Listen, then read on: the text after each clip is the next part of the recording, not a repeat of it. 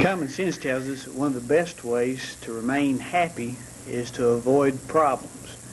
Your job as a counselor in counseling folks who are preparing to be married is to present areas or to make them aware of areas that could be potential problems so that they can counteract or so that they can do all possible not to fall into these pitfalls and to these problem areas. To meet the problem head on is the best solution to the many problems that lead to divorce. Problems in marriage result from many different things. The most common problem in marriage is that of communication. We've talked a little bit about how God made us different. And as He made us different, our need in conversation is different, and the way that we express ourselves in conversation is different. We have to learn to adjust ourselves to meet somewhere in the middle so that we can meet the needs of our partner while meeting our own needs as well. The old saying, sticks and stones may break your bones, but words will never hurt you, is just simply a lie. That just simply is not true.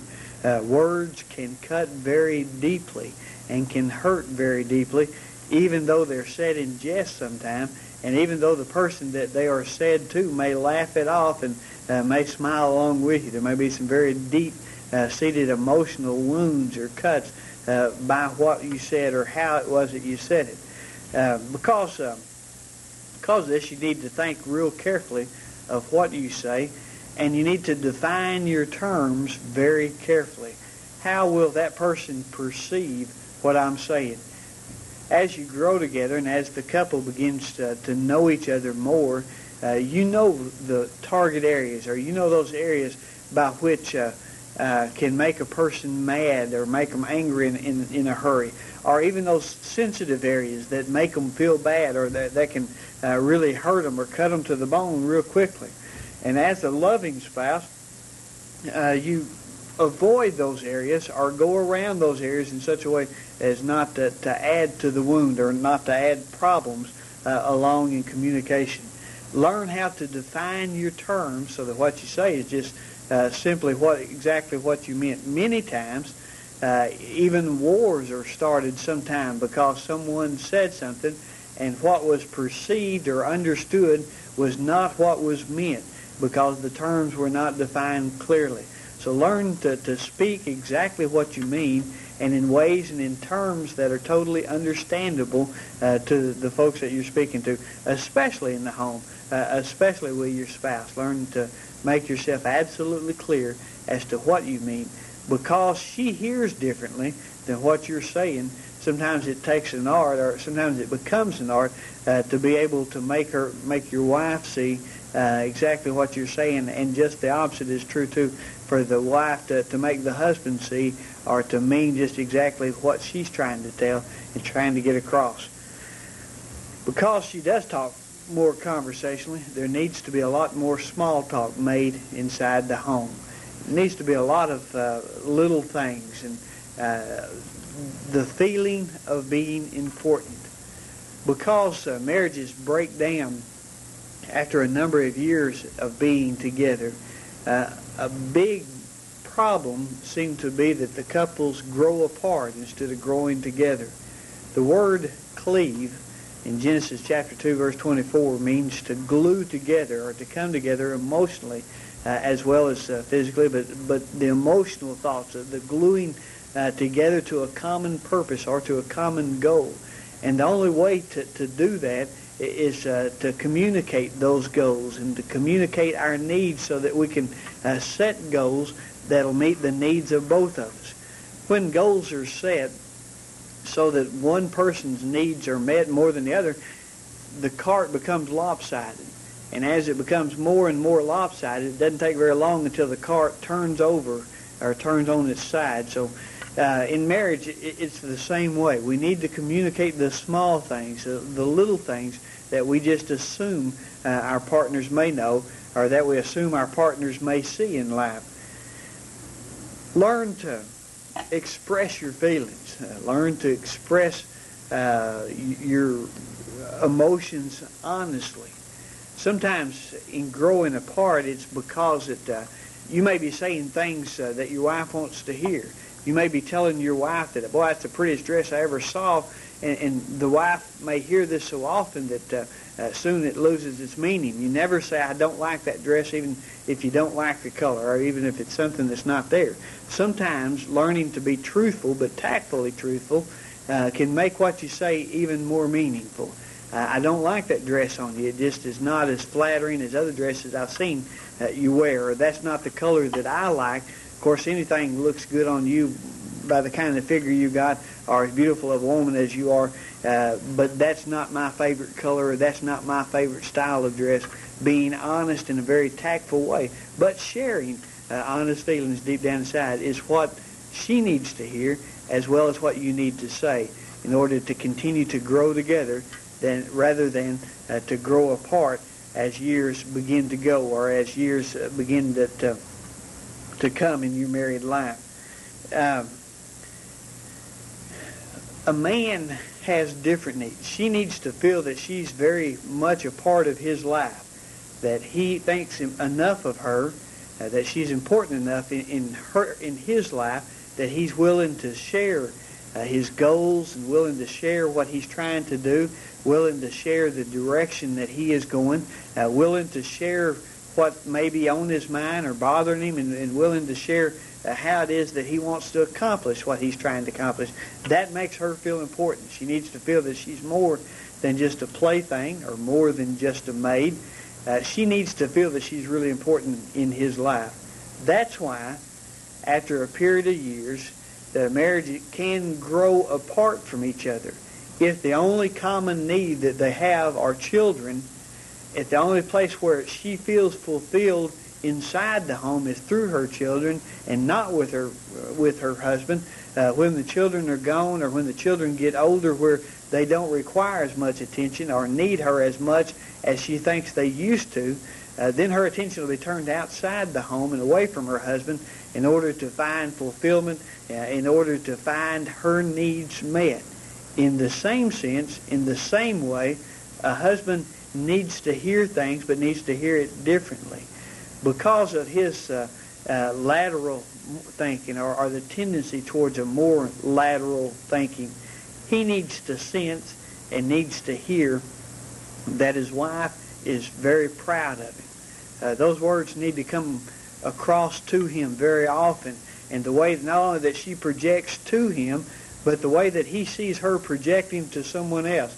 My wife is proud of me. She's proud of what I do for a living. She's proud of the way that I do it for a living. She's proud of what I'm able to get for her on our modest means, or on my modest salary. She's proud of the decisions that I've made, even though I've made a mistake. My wife loves me, and she's proud of me. Even deeper than being proud, or the sense of knowing that she's proud of him, he needs to know that she respects him. She respects him as a man. She respects him as her husband.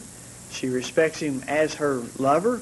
She respects him as a friend, one that she can confide in, one that she proudly associates to others that this is my husband, this is a part of me, this is the most important thing inside my life.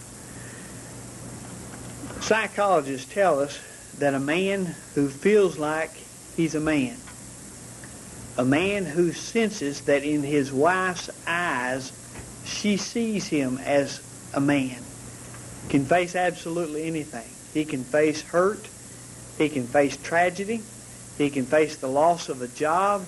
He can face financial failures. He can face all the pitfalls in life and do so with his head held high, as long as he perceives that his wife sees him as a man and is proud of him and respects him for who he is, and not necessarily where he is or what he is.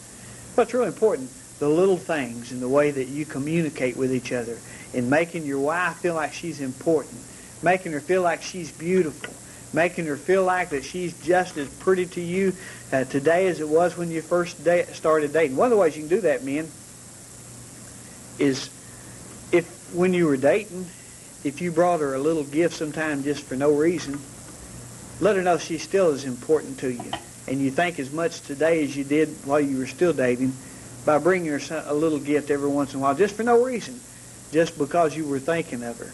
If while you were dating you opened the car door for her, just because you're married, don't stop opening the car door for her. The little things that you did to gain her attention, keep her attention with those little things and other little things that let her know that he didn't have to do that for me, but he thinks I'm special. He loves me. I'm still his girlfriend, or I'm still that young thing that I was while we were dating. And to your husband, to the man, let him know that you still see him as a hunk. You still see him as a man. You still see him as the person it was while you were dating. Let him know that you respect him. You do this a lot of different ways. One, by never belittling him.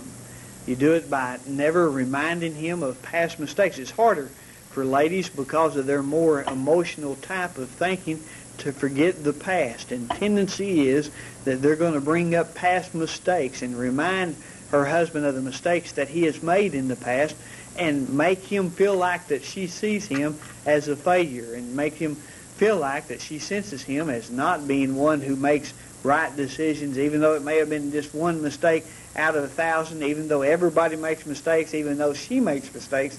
In his mind, when it comes across that this mistake is remembered and remembered and remembered, that my wife doesn't see me as being the man I was while we were dating. Attitude probably is the most important ingredient in absolutely anything we do. The attitude by which we do it will reflect in what's done and how it's done. Attitude in marriage has got to be extremely important. Go into marriage, and counselor, share with the folks that you are counseling with to go in with the attitude that we're never going to let the honeymoon end. I believe with all my heart that a honeymoon only has to end when our attitude is that it's going to end. When we look for it to end. When we think in our mind, well, it's in. That doesn't mean that there won't be problems. That doesn't mean that there aren't times when you're more affectionate than others. That won't mean that there aren't times when it's sweeter than it is at other times, when you feel more married than another. But the attitude is that this is still the apple of my eye. This is still the light of my life. This is still that person I want to spend all of my time with, where I find my joy. Attitude is the greatest tool in avoiding problems, because the attitude that you take and that you look. For example, when you're on the honeymoon, and for that first few months of marriage, if that's what you would consider to be married, the honeymoon, for that first period of time, you don't notice the little things that your partner does. It may be 6 months later, or it may be 3 months later, or maybe 3 weeks later, but all of a sudden you walk in the bathroom and you realize that your wife is squeezing a toothpaste tube in the middle of it instead of at the end where God intended for it to be squeezed at. Right down here at the end, everybody knows it makes more sense to squeeze a toothpaste at the end and squeeze it out, right? But she squeezed it in the middle. And it's irritating. Well, you kind of overlook it for a little while. Well, then you begin to notice the way that she sips her coffee. Instead of just drinking it silently like everybody knows you're supposed to drink coffee, she puts it up and she sips, and when she sips it loud enough that everybody in the room can hear it. That's the way she does it. Well, that's not too bad, but it really begins to irritate you a little bit more until she starts stirring her coffee. And then as she's stirring her coffee and the cup's sitting there and she's got that spoon in her hand, she sticks it down there, and notice the way that she does it. She goes from side to side like she's playing the anvil chorus, right? She's beating the side of the cup over here and beating it over there, going ding, ding, ding, ding, ding, ding, ding, ding, ding, instead of stirring the cup in the normal way. Well, pretty soon all these little things that you never saw before begin to really annoy you. And then the next time you look at that toothpaste tube squeezed in the middle, it makes you mad. And you begin to explode. Well, now it works both ways. Now, all of a sudden, she's seeing things that she never did see before. And she's thinking, well, what happened to this Prince Charming I married? What happened to this man who was so thoughtful that now, he's not putting the dishes in the dishwasher like he used to do, or he's not rinsing his dish out when he gets through with the ice cream like he did. What happened to this man who used to be so pleasant at all times that sits now in his recliner and burps when there's nobody else around but just the two of us like I don't matter? What happened to this man that was so neat and so clean that now when it's just the two of us, he don't care where his hair's combed or not? What happened to this Prince Charming? It's your attitude. You understand that Cinderella you married, after 15 years or after 20 years, she can still be your Cinderella. That honeymoon that was so sweet and so loving and so good. Man, after 20 years, you can have 20 years of honeymoon that's sweet and good and flowing. It's all in your attitude. You understand she's not perfect. And though squeezing the toothpaste tube in the middle may be silly, maybe not be exactly the way it ought to be done, you overlook the little things and major. If the toothpaste tube is a source of problem to you, get 2 different tubes of toothpaste. Have a his and hers tube, and let her squeeze hers any way she wants to, and you squeeze yours where you want to, and do it in the way you want to.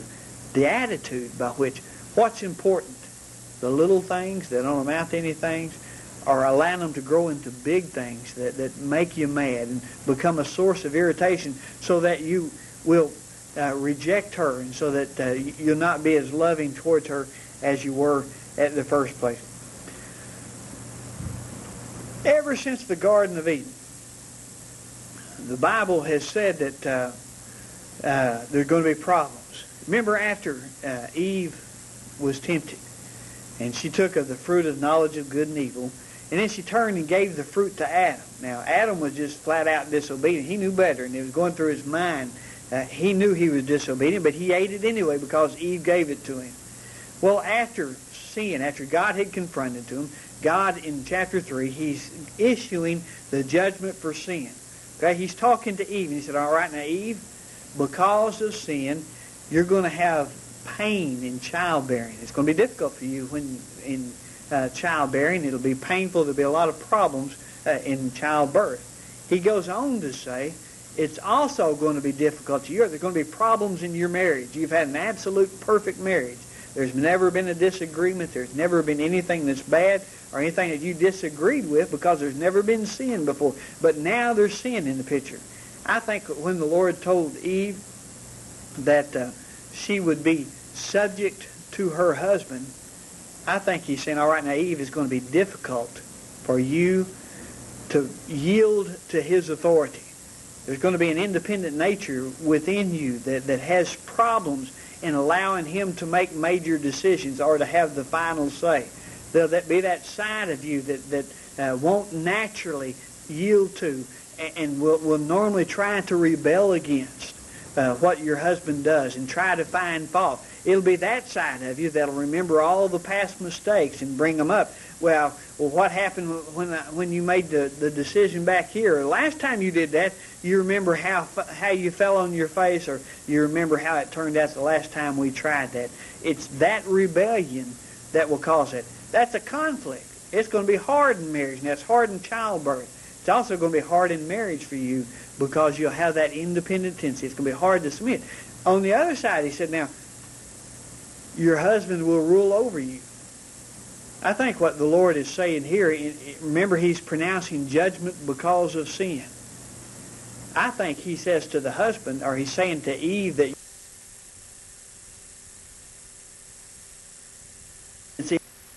suppress you into submission. I'll show you. I'll overpower you. I'll exhort my authority. I'll prove my power and my manhood by putting you in your place where you need to be. Marriage is going to be difficult. With a kind of rebellion, with a kind of independent tendencies, it's our attitude. I'm not submitting to my husband. I'm submitting to God in authority. He's not ruling over me because he's not my boss, but he's leading me as Christ leads him. That I respect. Do you know, the Bible says that nagging, about nagging, do you know that Well, Webster defines nagging as to find fault incessantly, or to complain, or to irritate by constant scolding or urging, or to be a constant source of annoyance. Proverbs chapter 19, verse 3 says that a wife's nagging will drive her husband away. Proverbs 21 and 9, and also chapter 25 and verse 24 says that God's helpmate may actually become a piercing, shrieking adversary through her nagging. As a matter of fact, it may become so much so that he'll hate to come home. It says that he'd rather live on the rooftop and he'd rather be out in exposed to all the elements of weather than live inside the most palatial palace that's available with a nagging wife. So the Bible condemns nagging. The Bible condemns a nagger. Literally, it says that a brawling or a contentious wife is like rottenness in his bones. I think what it says in more common English is that a wife who is a nagger is like cancer to her husband, destroying his self-image, destroying his leadership, destroying what God is trying to do through him. Nagging's not the way to get things done. Eve didn't nag Adam to eat the fruit, did he? Eve lovingly. Now, I picture my mind, and this may not be exactly the way it happens, but I think it's probably pretty close, that all Eve had to do was to look up to Adam and her beautiful blue eyes and just kind of bat him a few times and say, Adam, I've eaten of this fruit and nothing's happened to me. Won't you please eat the fruit with me? And that was all that was necessary. Oh, Adam just melted before Eve because of her loving. She didn't have to nag him. She didn't stand and say, now, you either eat this or that's all that you'll have. You'll either eat this or I won't love you, or you'll either eat this or I won't give myself to you, or you'll either eat this or else you'll just have to go pick your own fruit the rest of the time. I think that she was persuasive, though her persuasion was for the wrong thing and wrong reason, through love.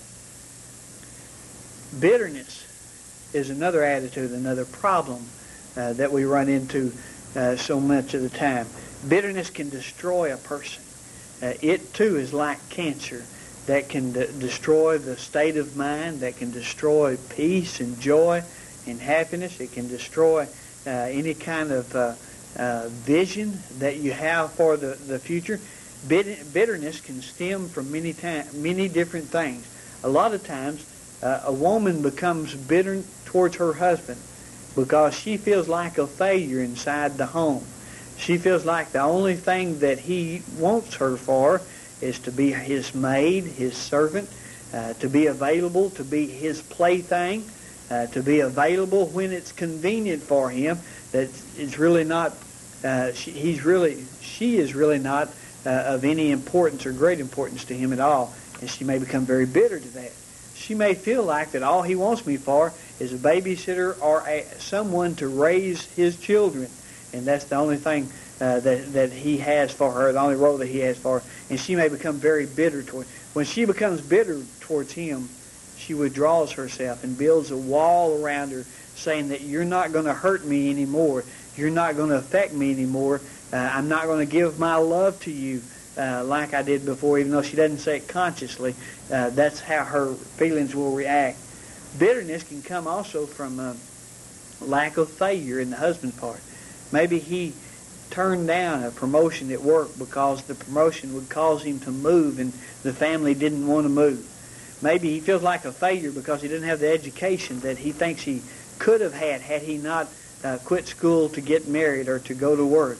Maybe he blames failure outside the job in other places because he doesn't have time to devote, because he has to devote time to his wife. Failure or bitterness rather can also come sometimes because of feelings of guilt. A marriage that's begun because of a child coming into the world. A marriage that's begun because of expecting that baby. Years later can come around to the place where one feels bitter towards the other. I had to marry you because you became pregnant, or I had to marry you because you made me pregnant. The guilt, the bitterness, the sense of failure may cause a lot of problems. Always wondering what could have been or would have been had it not been for that one reason. The only way to deal with guilt is to give it to the Lord. And as a counselor, you must be able to share with that person. You must be able to lead that person to ask God to forgive them of their sin and ask God to forgive them of what caused that guilt in their mind. And then at that time, at that place, leave it with the Lord. Every time that Satan brings it up again, every time that Satan tries to cause bitterness to spark in their heart for whatever reason it is. I dealt with that on January the 3rd, 1992. God forgave me when I asked Him to of that sin or that thought in my mind, and because He's forgiven me, it's gone, and I'm not going to have to deal with it again. So get it out of my mind and out of my heart, Satan. Let me go, and let me be all I need to be for my husband or for my wife.